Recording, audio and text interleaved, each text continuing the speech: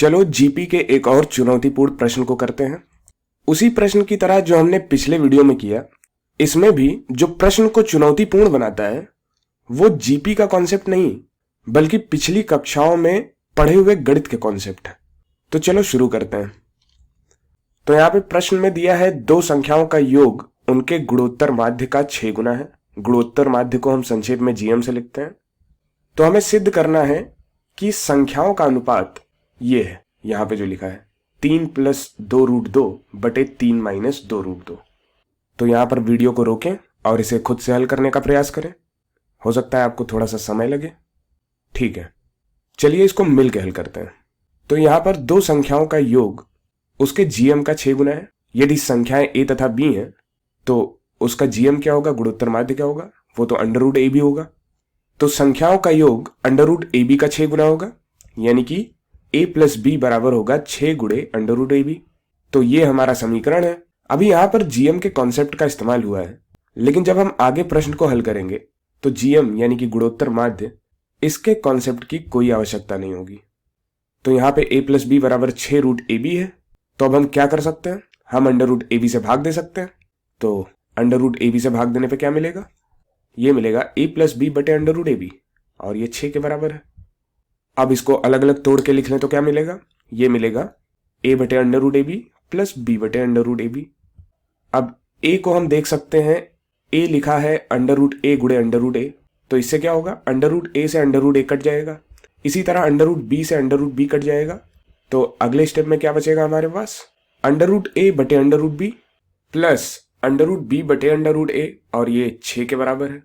अब चूंकि हम गुणोत्तर माध्य के बारे में बात कर रहे हैं तो हम मान के चल रहे हैं कि a तथा b धनात्मक संख्याएं हैं, तो इनको हम एक साथ रूट के अंदर लिख सकते हैं। कैसे, ये √a बटे √b को हम लिख सकते हैं अंडर के अंदर a बटे b, और इसे लिख सकते हैं हम अंडर के अंदर b बटे a, इस तरह से।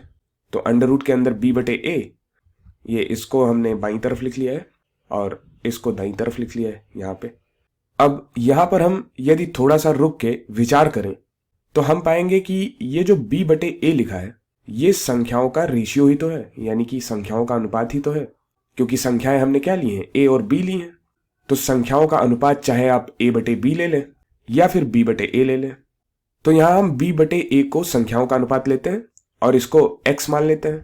माना अनुपात x है, तो इस हिसाब से ये हो जाएगा √x और a बटे b ये 1 बटे x हो जाएगा। तो ये अंडर के अंदर 1 बटे x आ जाएगा। तो हमें मिलेगा √x प्लस 1 बटे x का अंडर बराबर 6। अब ये समीकरण एक चर में बन गया है। इस समीकरण में एक ही वेरिएबल है। अब यदि हम x का मान निकाल लें तो हमें अनुपात मिल जाएगा। तो x का मान ज्ञात करने के लिए हमें इसे सरल करना पड़ेगा, और इसे सरल करने के लिए हमें अंडर को हटाना पड़ेगा। तो कैसे हटाएंगे हम अंडर को, तो हम दोनों पक्षों में वर्ग ले लेंगे। तो दोनों पक्षों का वर्ग करने पर हमें क्या मिलेगा, हमें यह मिलेगा x प्लस 1 बटे x प्लस 2 बराबर 36, क्योंकि √x का स्क्वायर होगा तो x आएगा, 1 बटे x के अंडर का स्क्वायर होगा तो ये 1 बटे x आएगा, प्लस 2 गुणे इन दोनों का गुणा होगा और इन दोनों का गुणा तो 1 है, तो यहाँ आएगा 2 × 1 जो कि है 2, और दाईं तरफ आएगा 6 का स्क्वायर जो कि 36 है, तो यहाँ 36 आ जाएगा। तो अब यदि 2 को दाईं तरफ ले जाए तो 36 - 2 होगा जो कि 34 हो जाएगा। तो x प्लस 1 बटे x बराबर 34, और यदि यहाँ पे हम दोनों पक्षों में x से गुणा कर दें तो हमें मिलेगा x² प्लस 1 बराबर 34x, और यदि 34x को हम बाईं तरफ ले आए तो हमें एक द्विघात समीकरण मिलेगा x² - 34x प्लस 1 बराबर 0। अब ये द्विघात समीकरण है, यहां तक सब ठीक है। अब इस द्विघात समीकरण को यदि हम हल करके x का मान निकाल लें तो हमें अनुपात मिल जाएगा। अब इसका गुणनखंड करने के लिए दिमाग में तो कुछ नहीं आ रहा है, तो हम द्विघात समीकरण का सूत्र यानी कि क्वाड्रेटिक फॉर्मूला का इस्तेमाल करेंगे। उसके लिए हमें डिस्क्रिमिनेंट यानी कि विवित्तकर निकालना पड़ेगा। तो विवित्तकर क्या होगा, d बराबर b² - 4ac, b की जगह पे -34 है और उसका स्क्वायर किया तो 34 का स्क्वायर, माइनस 4ac, a की जगह पर 1 है और c की जगह पर 1 है तो 4ac भी 4 आ जाएगा। तो 34 का स्क्वायर -4 करने पर हमें मिलेगा 1152। अब यदि हम दोनों तरफ वर्गमूल ले लें तो हमें √d मिल जाएगा √1152 जो कि 24 √2 के बराबर होगा। यहां तक सब ठीक है। अब यदि हम द्विघात समीकरण का सूत्र लगाएं तो हमें मिलता है x बराबर minus b plus minus under root D बटे 2a।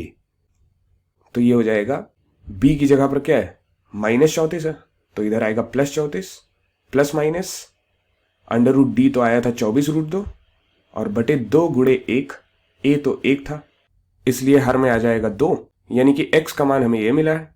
अब यदि हम अंश में से 2 कॉमन लें और हर से काट दें तो हमें x का मान क्या मिलेगा, हमें मिलेगा x बराबर 17 प्लस माइनस 12√2।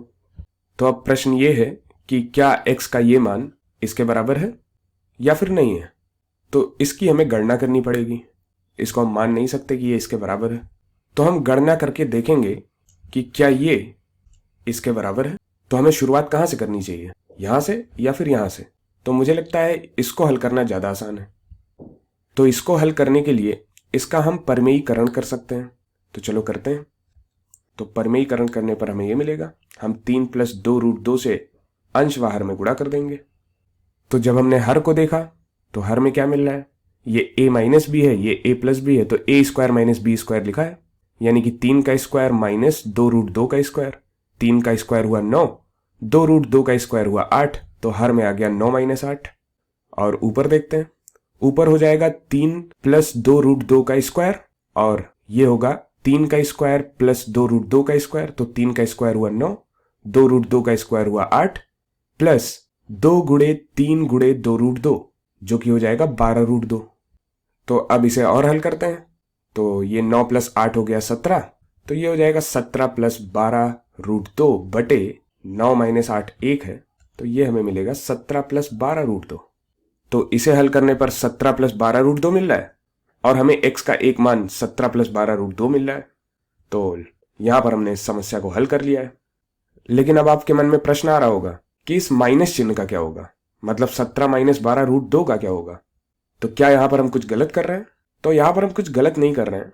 यदि हम इस रेशियो को देखें, इस अनुपात को देखें, तो अंश में बड़ी संख्या है 3 + 2√2 और हर में छोटी संख्या है 3 - 2√2। तो बड़ी संख्या का छोटी संख्या के साथ अनुपात है। तो जब हम बड़ी संख्या का छोटी संख्या के साथ अनुपात लेंगे तो हमें 17 + 12√2 मिलेगा। अब हम ये भी तो कर सकते थे कि छोटी संख्या का बड़ी संख्या से अनुपात लेते, यानी कि 3 - 2√2 अंश में होता और 3 + 2√2 हर में होता। तो आइए करके देखते हैं। तो यदि हमने इसको उलट दिया तो हमें क्या मिलेगा, हमें मिलेगा 3 - 2√2 बटे 3 + 2√2। इसका भी हमने परिमेयीकरण कर दिया, तो 3 - 2√2 से अंश व हर में गुणा कर दिया। अब इसको सरल करने पर हर में तो हमें 9 - 8 यानी कि 1 ही मिलेगा, तथा अंश में 3 - 2√2 का स्क्वायर होगा जो कि होगा 3 का स्क्वायर प्लस 2√2 का स्क्वायर, यानी कि 9 + 8, फिर होगा माइनस 2 गुणे 3 गुणे 2√2 जो कि होगा 12√2। तो हमें ये मिलेगा 9 + 8 - 12√2 बटे 9 - 8, और ये हो जाएगा 17 - 12√2, और ये 17 - 12√2 के बराबर आएगा। तो यहां पर हमने प्रश्न को हल कर लिया है। यदि आप बड़ी संख्या का छोटी संख्या के साथ अनुपात लेंगे तो आपको ये उत्तर मिलेगा।